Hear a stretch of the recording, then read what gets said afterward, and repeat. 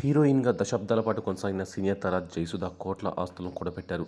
అంతేకాదు కోట్లలో ఆస్తులను కూడా పోగొట్టుకున్నారు. తాజాగా యూట్యూబ్ ఛానల్‌కి ఇచ్చిన ఇంటర్వ్యూలో జయసుధ మాట్లాడుతూ, ఆస్తులు పెరగాలంటే అదృష్టం కూడా కలిసి రావాలనేది నా అభిప్రాయం. సొంత సినిమాల కారణంగా నష్టపోయానని చెప్పారు జయసుధ.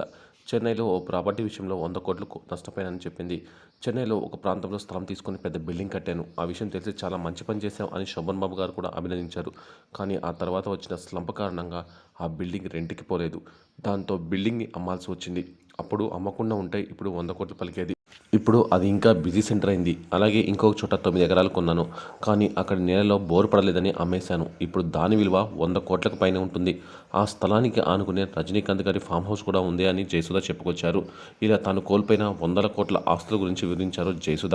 ఇక ఆమె పర్సనల్ విషయాలు కూడా చెప్పుకొస్తూ, తన పేరు సుజాత అని, అది ఆన్ స్క్రీన్‌కు సరిగ్గా లేదని తమిళ దర్శక రచయిత గుహనాథన్ గారు నా పేరును జయసుధగా మార్చారని చెప్పుకొచ్చారు.